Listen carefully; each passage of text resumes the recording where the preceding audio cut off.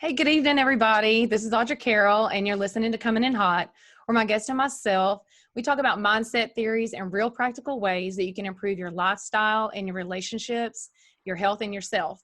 And this evening, I'm super excited to talk with the fabulous Josh Passmore, who I've known for several years, but we only know each other a little bit, really. We have a lot of friends in common, and we've lived in the same area for a long time, but I am so excited to find out more.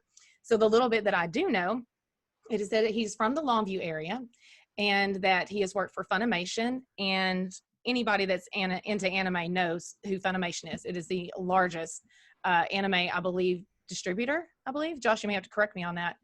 They're one of the largest recording facilities for English dubbed anime. They do actually have a distribution facility, which is actually one of the biggest as well. But there's other distributors too that do. I don't really know which one's probably the biggest. I would say probably Funny, but you know. Hey, Funimation. I'm pretty sure that's what Google said. You know, so. I mean, they got their own in-house facility. I'm not going to knock it. It's a pretty huge building. Right. Yeah. I mean, most of the ones that I know that play in our house have come from Funimation. So I'm super excited about it. So I just want to jump right in and start with, you're from the Longview area. Were you born and raised in this area?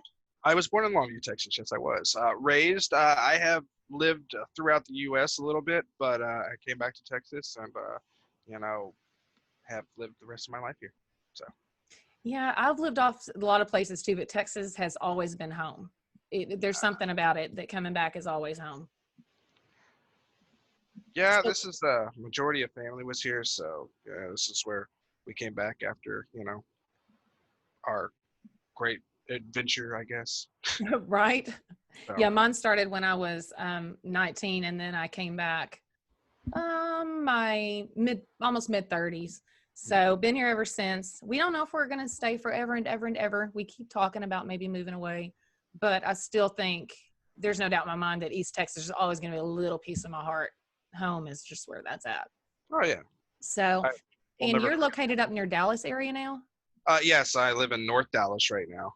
I live in the urban type area. I'm not gonna go too much further than that, but yeah, I live in North Dallas, which is really close to Funimation and my own studio. So I'm kind of like in between both. That's pretty awesome. Well, how did you get from here to there, from Longview to doing what the work that you're doing now?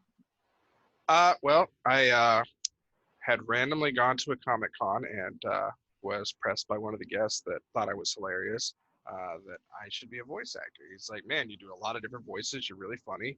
You should really give this a shot. Maybe this is something you'd be interested in. It's like, hey, man, here's my number. We'll stay friends. You tell me, how you're doing, and I'll try to help you the best I can. And, he didn't lie to me. We're still friends to this day. I actually was just talking to him the other night. We're both like, we're going stir crazy as hell, but wow. So it's just random for you like that. It was random, but it's more of the tenacity to actually stick to it, because anybody can try to pursue this industry. But if you don't stay with it and you don't keep making moves towards what you want to do, it won't progress. I've seen a lot of people that I've journeyed on this adventure with that have gotten really close to what I'm doing, but drop out the last second because it's, hey, I didn't get this role or that role. It's a bad mindset to be in, because this is the job, is 99% audition and then 1% actually recording, and that 1% is the greatest moment of your life. So, and probably has the most pressure, huh? I mean, if you're not doing what you love, it's not pressure. I mean, the audition process, if you're not having fun with it, you're not doing it right. It's do it, have fun with it, be as silly as you want to be, because that's what they want, big, bold personalities, and then throw it out there, get the job, and then forget about it. When it comes back and you're like, oh, hey, I booked this. I totally forgot I even auditioned for that. That's like the best feeling in the world. I love it. You're just like, just go in there and do it and just go and leave. Yeah. Be done. Don't even worry about it anymore. Well, this was the bad mindset that I think early on that I had, was that, hey, man, if I don't get this job, I'm just trash. I'm not doing it right. And, it was a bad mindset to be in. But, when you start off in the world of indie voice acting versus professional voice acting, it's a little different because you know what, you're not taking classes, you're not getting those kind of things. I mean, you know where we live in East Texas, they don't have these opportunities of voiceover. There's not anything out there, you know, Right. for Right. classes or learning or anybody to ask. So when I decided I wanted to do this, I took classes in Dallas, and I would drive from Longview, Texas, every week for class, and drive all the way to Dallas to come take voiceover classes. And I did that for a year, and it sucked really bad. But I did it because I was committed. My teacher, he saw I was committed. He's like, you went and spent the money and bought the equipment, you learned how to do your own editing, you've done everything that I've told you to do to succeed. And man, he was blown away, and he took me aside and he's like, hey man, I'm going to show you even better tools that you can put to your arsenal to really succeed. He's like, what do you want to do? I was like, I want to work for Funimation one day. It's what I really want to do. I want to be an anime voice actor. He's like, you know, I don't say this a lot, but I think you can do it. I really do. And, you know, 8 months later, I did. Man, that kind of confidence he had in you, which I mean, like I said, I've been around you off and on for years, and I have to agree, you're one of the funniest people I have to meet. Now, a little bit of truth though, the first time I met you, you overwhelmed me. I was like, I don't know. I don't know. And then the more I was around you, I was like, this dude is so hysterical. And so I wondered, have you always been able, I know you said that you went and learned in Dallas some voiceover work and things like that, but as far as doing voices, is that something that you've always kind of done on your own and it just kind of manifested into this?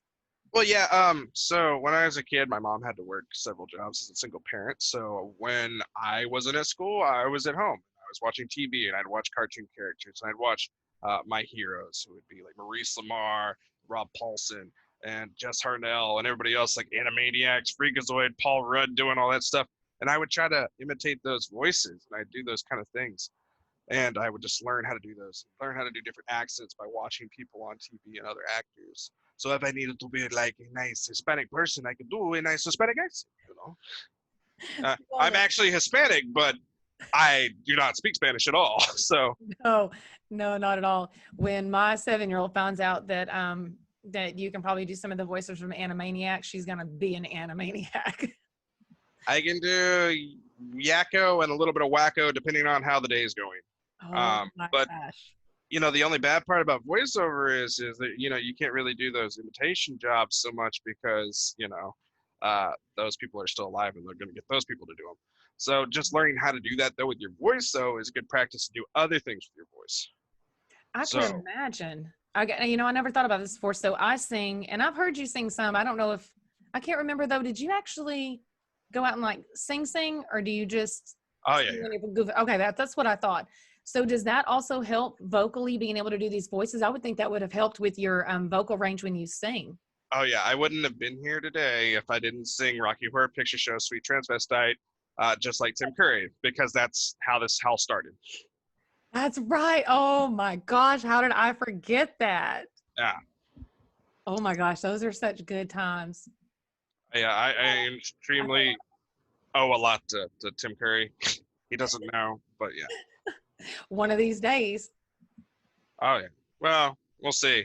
I had high hopes to meet a lot of people, you know, but Yeah. the further and further I go out, people are like, you know, I'm done. Get diseases and die. It's sad. Oh my goodness. So, okay, so you just happened to chance run into somebody basically, and that's what got you started. So you said you drove back and forth for a year, and I could imagine that that was, like you said, I could imagine that that was very, very difficult. And like you said, you had to be dedicated to do it. And I could understand that, even learning how to do this podcast and stuff like that. If, and you know, something that you said earlier, I think was really important, kind of serious note, when you said, you know, if you're not passionate about it, if you're not happy with what you're doing, then you're not doing it right, you know? And also at the same time, you also have to have the level of dedication. So it takes passion and dedication.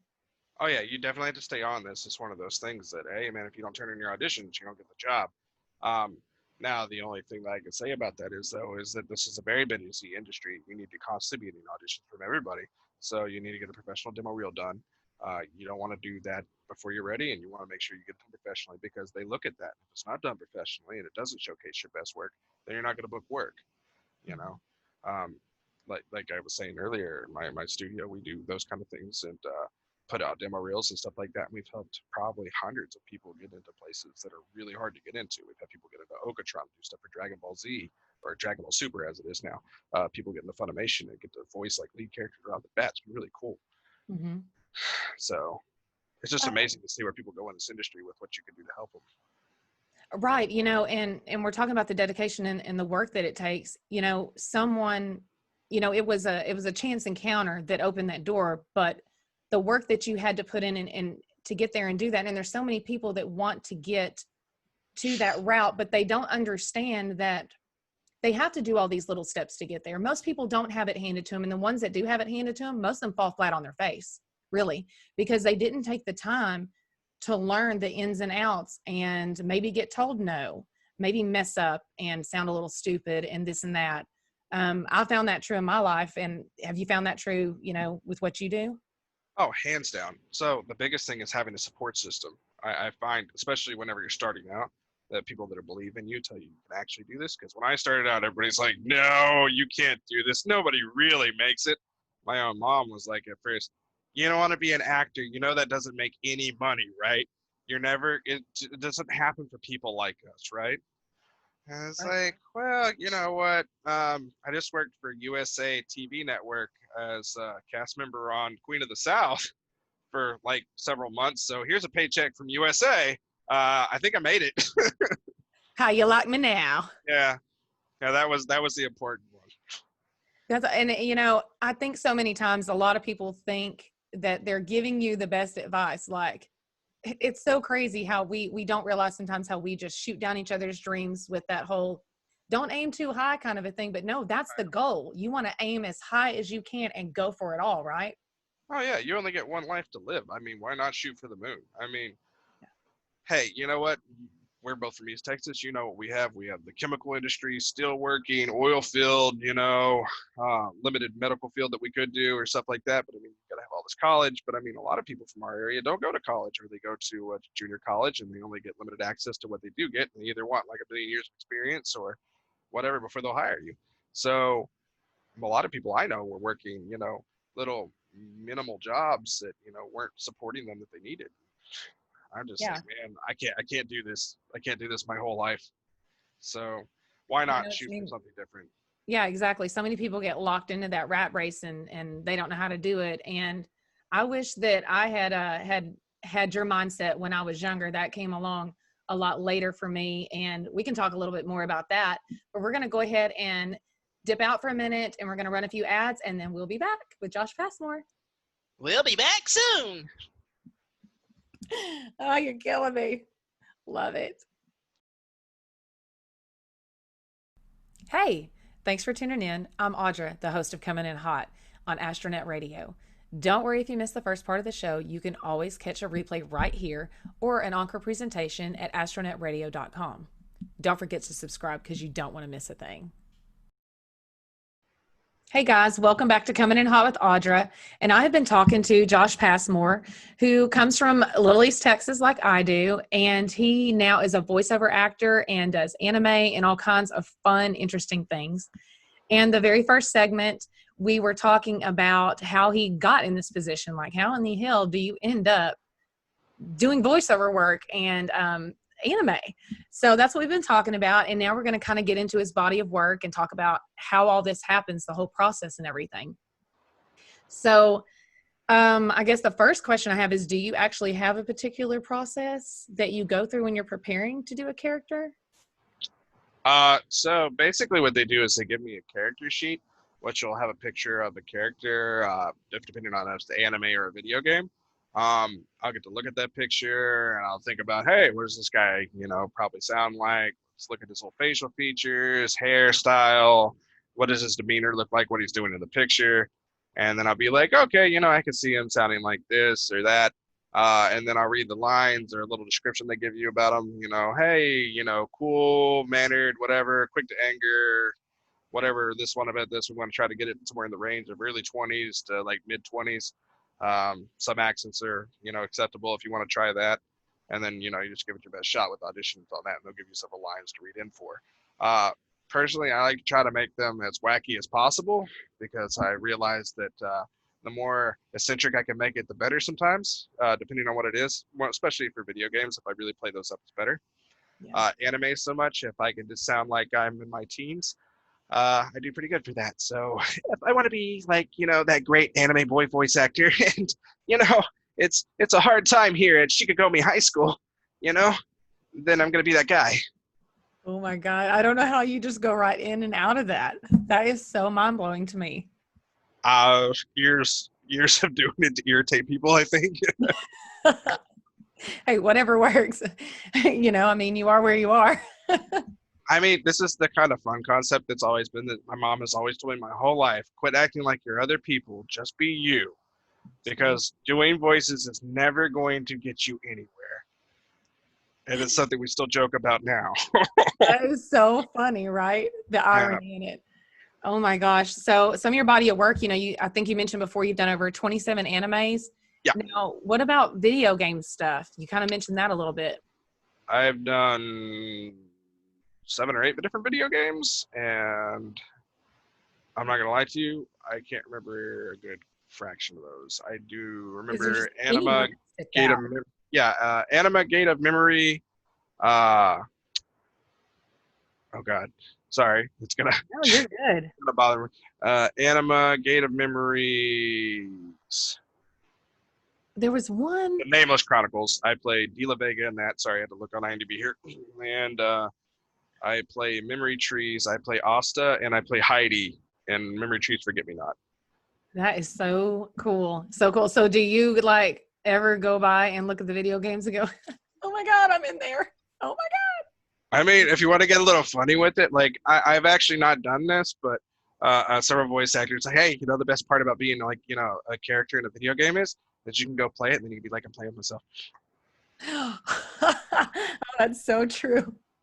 You know what though? I think you could really trip a kid out though. What if you were like in the video game store and you just did the voice, like if they were holding it? That would be cool. You would freak some kid out if you walked up behind them and they were holding one of the video games you were in and you did the voice. So I've done that several times for different things in places like, okay, so like here in Dallas, we have a place called Anime Pop, which is like a big anime store full of like every anime item you could ever think of. The DVDs, the toys, the everything, right? Yeah. And I'll go in there and I'll do one of my character voices like, man, you did a pretty good imitation of that guy. And okay. Thank you. I've been told I sound just like him. No respect. No respect at all. Well, they don't know me. That's the thing about Right. voiceover. If you don't come to a con or you don't really, have like that really big major league character, like, hey, I'm Deku from My Hero Academia. They're not gonna know who I am. I'm one of those voice actors who's still progressing my career. So I don't expect to be like, hey, you know what? I'm just lucky enough that I actually get to go guest cons already, because this is something that I have done faster than a lot of other people have done.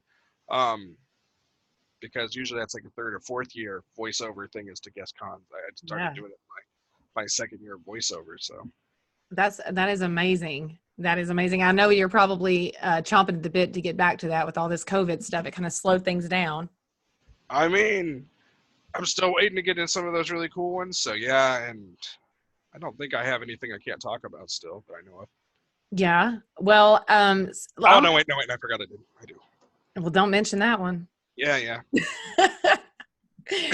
So I don't watch a lot of anime, but it is playing in my house every single day. Every single Saturday night, for sure, Will and Piper are cuddled up on the couch, and they are right now into Fire Force. That's nice. Number one. Yeah, that's her favorite. And that reminds me, in the last segment, she has a bone. My 7-year-old has a bone to pick with you, I think. It's not my fault, I promise. What's funny about Fire Force? My roommate's actually Hinata from Fire Force, one of the twins from Really? from the little Japanese village, which I forgot what it was called. So she's one of the Fire twins. That is awesome. The other twin, so. That's awesome. She's going to be so super excited when I tell her this. I'd have brought her in here, but she says she couldn't keep her mouth shut. She just said right off the bat, she goes, Mom, it's probably not a good idea. That's fair.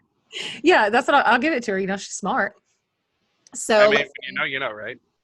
Right, exactly. I'm like, we're going with it. Yeah, if she's telling me that, I'm not even going to take my chances. It's not worth it. So, but I think the one that my kids mentioned out of all of them, I'll just go straight to the big one that I knew was Attack on Titan. Yeah. That is probably the one that I remember the most about because they watched that one for so long. I don't even know how many seasons there are of that one. There are 3 seasons right now, and I think we have I want to say there's a confirmed 4th. I want to say the 4th one is the final season, though. That's I sad. know. Yeah. Well, the funny thing is that when Attack on Titan first came out, I was a really big fan of that. So the first, 2 big shows that I was, really big fans of, like Attack on Titan and Overlord. Those are, my 2 big favorite animes. And I was like, man, I'd do anything to get the voice in those shows. Those are really cool. Ah, man. So that was, right before I started voiceover. Mhm. And then as I progressed, I'm like, oh man, I can't wait until I get to Funimation. And then one day I'll get to voice some cool things. And then the very first session I ever had, I recorded 5 shows the first day I was there. And the first show I recorded for was Overlord. Oh my And I gosh. was so excited to be on that show. It was season 3 of Overlord I got to record for. And then I got to record for Attack on Titan. And then I got to record for Free. And then I recorded for Black Clover and Steins Gate Zero. Oh my gosh. So that's mind blowing. I'm just saying, because if that had been on a vision board, you would have come home and you would have tick, tick, tick, tick. So I actually had a vision board for the first year when I moved to Dallas. Yeah. That I had all these anime posters up, and I was like, okay, these are all here because this is what I'm doing. This is the year of anime. All right, I can do this. And then my friends started getting in, and I was like, oh man, okay, my turn will come. It'll come. And I was like, oh man, probably not. It's not gonna happen for me. And then I get a phone call. I'm like, oh yay, it happened for me. It's like, right. Like you said before, when it comes to that determination, I've heard this a lot in the type of network marketing business that I do and stuff like that, that a lot of people will quit right before they get to where they're about to just bust through that ceiling. And so many people will quit right before they get there because, that one thing will just knock them down just a little bit. They didn't get that one part and this and that.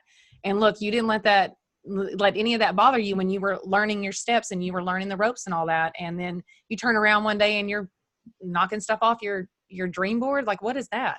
Oh That's yeah. crazy. Sometimes do you look back and really just go, this is kind of crazy how, I've gotten to here. And I know you have so many more goals and dreams, but I mean, I can imagine sometimes you look back and you go, this is really pretty crazy what's happened here.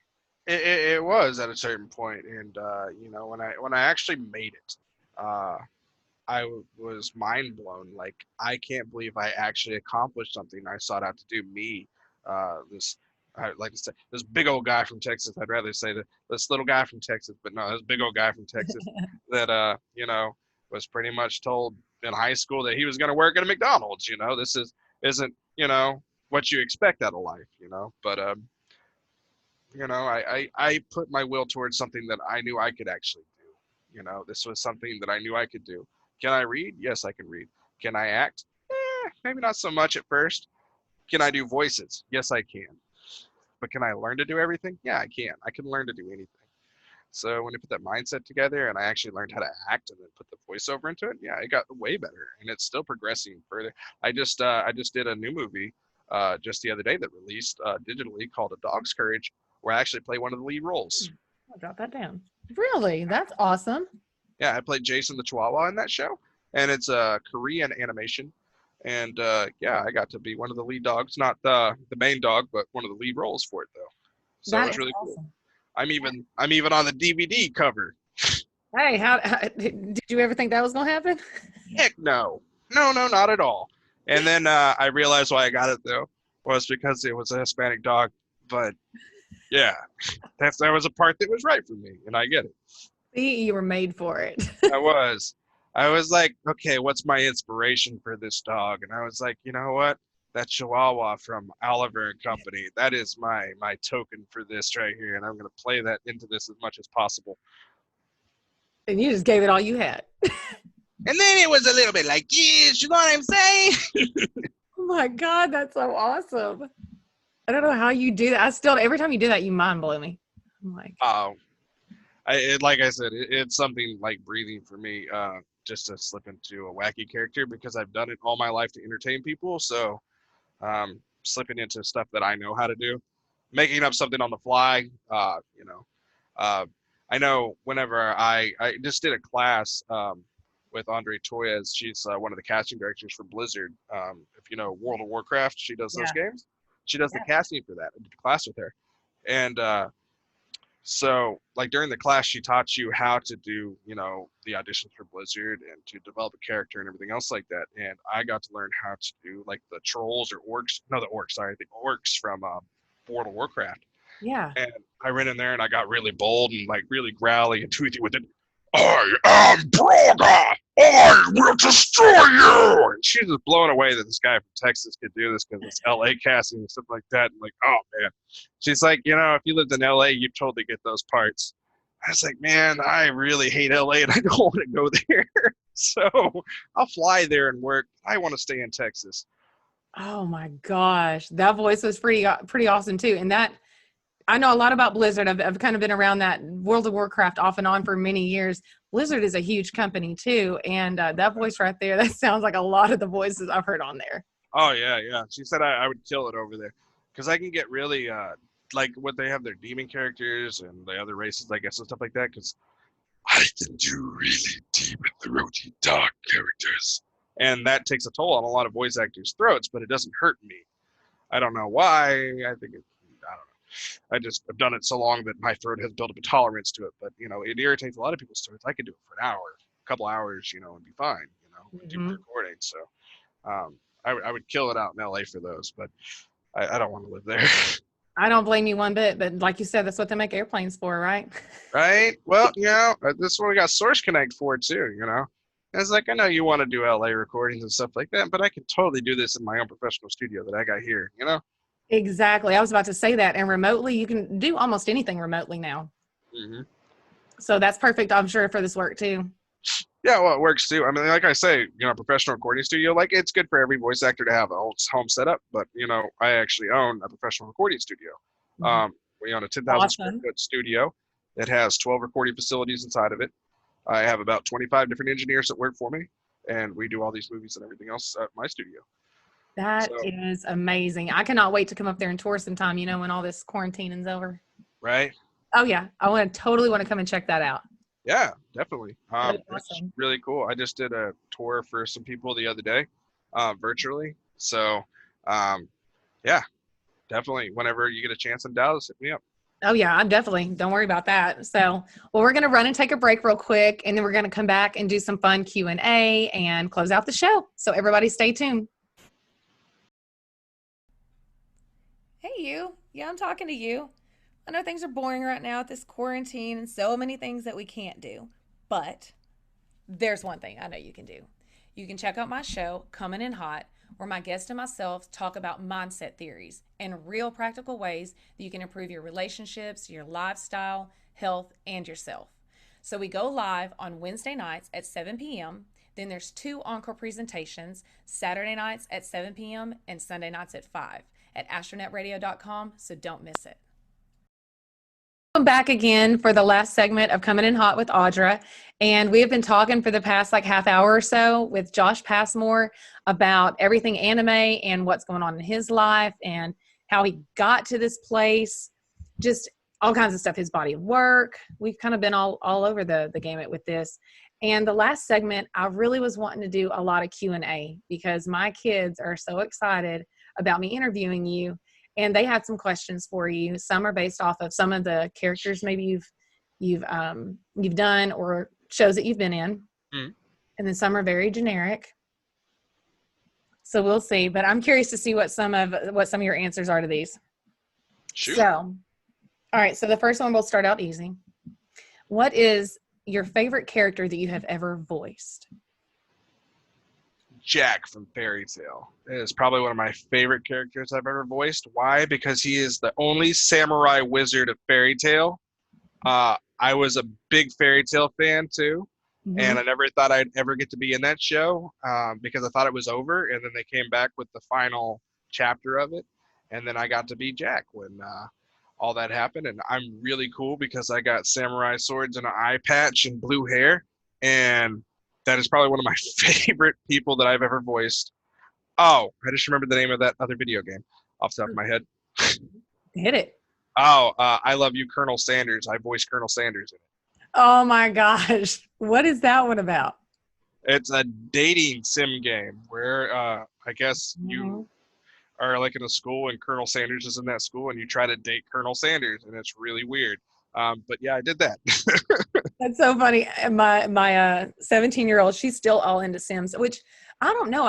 Sims has been around hadn't it been around for over 10 years, 15 years?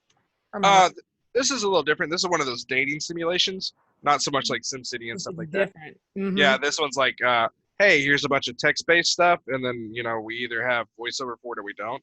And this one, they provided a patch to put voiceover on it, and then I got to be Colonel Sanders, and then I got to do this really weird, I will teach you the ways of my Kentucky Fried Chicken.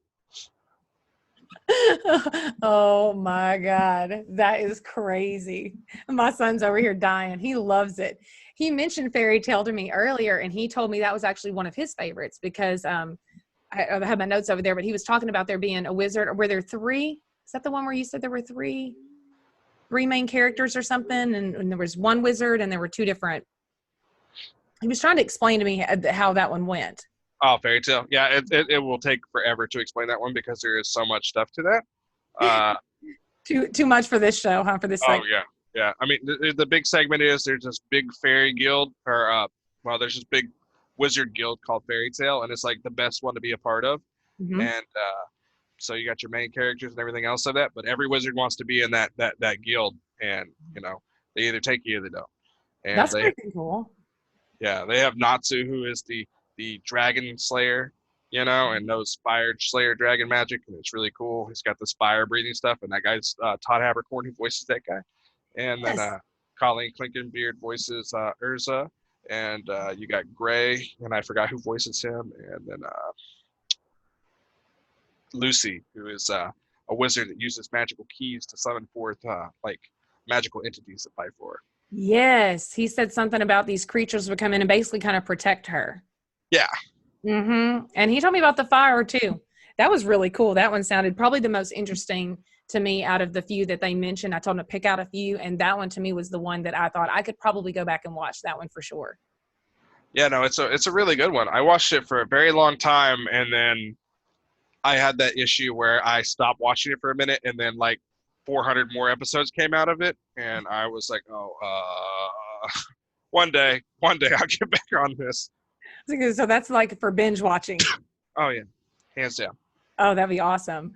Well, okay, so you mentioned that was one that you didn't think you would get to do, and that's kind of a similar question that I had. So is there another anime that you have not done that you wish that you could be a part of?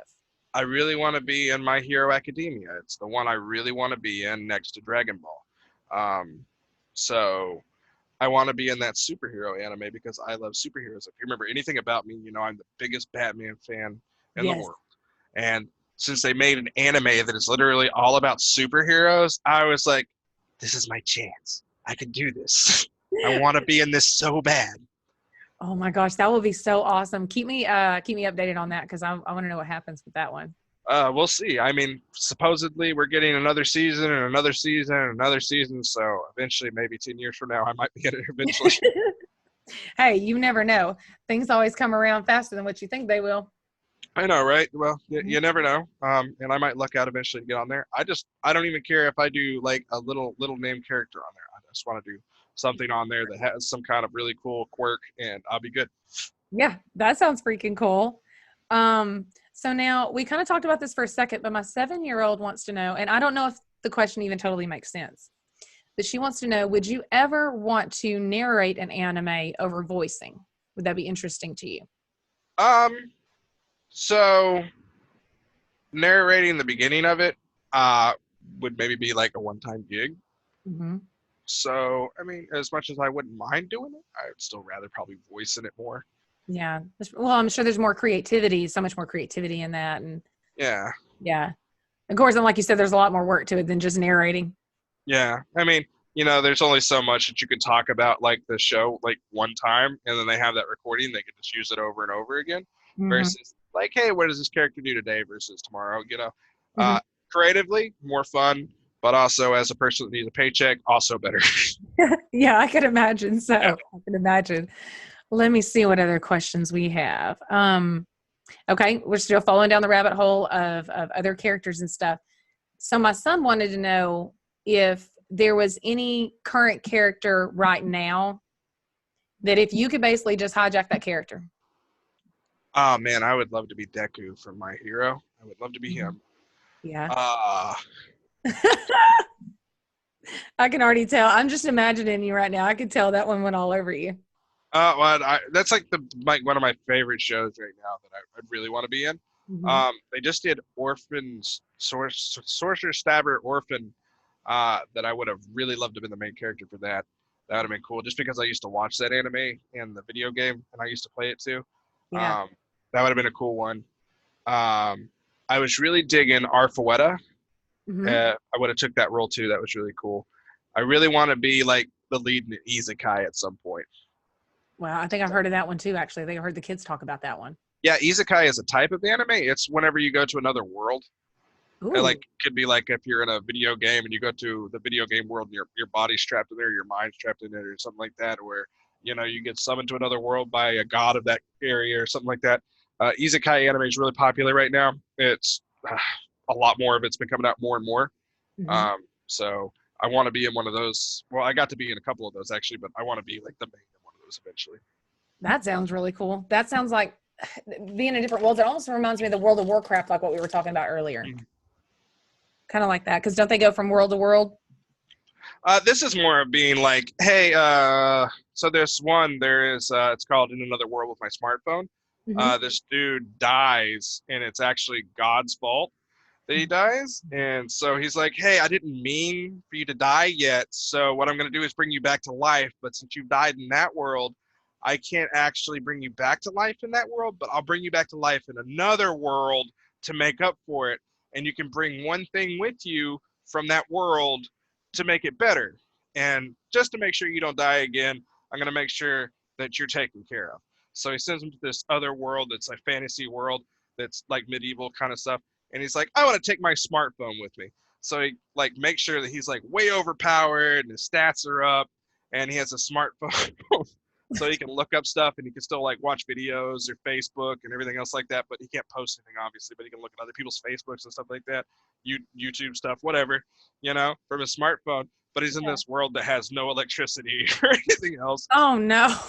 Yeah, so it's kind of funny because he can magically recharge his phone. So I find it kind of funny because magic is real in this other world. So he can do, like, he's the best of everything. Fighting, magic, everything. And everybody's just like, where'd this guy come from? Like, that sounds really interesting, too. So I didn't realize there were so many different types of animes. Oh, yeah. They're broken down into different things. You got your shonens, you got your isekais. There's all kinds of horror type animes. There's all different kinds. Wow, that's awesome. Well, I hate that we have to cut this short because I'm enjoying it, and I still had about 3 more questions to ask. But real quick. Rapid fire, right? All right. Oh, somebody had a bone to pick with you. Not my fault. Well, yeah, it's probably not your fault. Actually, they just wanted to know. My son wanted to know, how did you feel about the twist of Annie becoming a Titan? Because he didn't like it. I was always kind of seemed there was something off with her. Mm-hmm. So didn't bother me so much. Just kind of already knew that she had something she was hiding from the get-go. So yeah, you weren't stunned. No, not really. Well, apparently, she ended up on his list because he didn't like that at all. Season 3, or I guess the end of season 2, season 3 surprises had me more like, what? Right, so it's getting more exciting. Yeah. A little bit more. Okay, so I have one more final question for you. Cool. So, what would be the best piece of advice that you believe that you have ever received from anybody? Best advice I got was from somebody that I always kind of had issues with. He wasn't very nice to me, but he gave me the best piece of advice that I always listen to. Don't talk about it, be about it. And in those words, we constantly talk about things that we want to do, but until you put those things to practices, you don't achieve anything. So that's kind of been my mantra through all of my voiceover careers, not to talk about what I want to achieve, but to actually achieve it. And so far, I've done everything that I've put out there. I said, hey, I was going to be a voice actor. I've done that. Hey, I'm going to go work for Funimation. I'm going to do that. Hey, I'm opening up a voice acting studio. I'm going to do that. Now we're, one of the biggest recording facilities in the U.S. now, Right, which is mind blowing. I said something earlier about Funimation. The more we talked, I was like, I misspoke. I was shocked. I'm so proud of you and everything that you've done. I couldn't do it without the people I've met and the friends I've made and the people that believe in me. It's surprising how you can go from one sound, that's very, hey, you could do that, or you could stay here and actually, live a life, or you can go out there and try to do something. And when you go out here with other people that are in the same thing that you're interested in, they're creative and supportive, and they're like, hey, yeah, man, do it. Let's do it together. Yeah. We'll collaborate and do it together. You can build something amazing. I mean, I built a really successful studio in 2 years. We're working on our 3rd year now.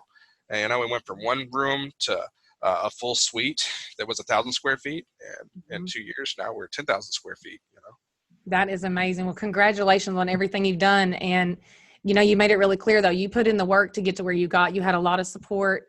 And, you had some people, too, like you said, trying to knock you down. But you clung to the support, and you really dug in, and you put the time in, and it's all paying off. Yeah. Yeah. I mean, you can accomplish anything if you put your mind to it, and you have the determination and will not to ever give up. No matter what anybody does or says to you, just don't give up. Just keep going. Also, if you guys have any questions about anything, feel free to email me. My email is josh at starmanstudios.com. Send me an email. I have no problems answering any question about getting started in voiceover, or, what should I do? What kind of equipment should I get? Little questions like that, because, when I was getting started, nobody would tell me those things. And it took a lot of work to find out those things on my own. And I was like, man, I don't think this is information that really has to be withheld. It's nothing that, was really detrimental to anybody else's career. But some people view this as a competition. I don't see it like that. I feel if you're right for the position, you get the position. I love that. So you just ask me. I have no problems with that. Man, well, I appreciate you so much. And he just, gave you his email address. So if you got questions, hit him up, because this is the man. Appreciate it. Get in there. Thank you so much. Thank you so much.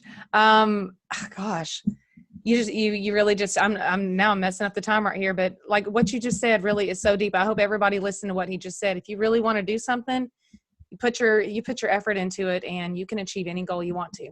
So You really can. yeah, exactly. So anyway, everybody have a good evening, and we will see you next week.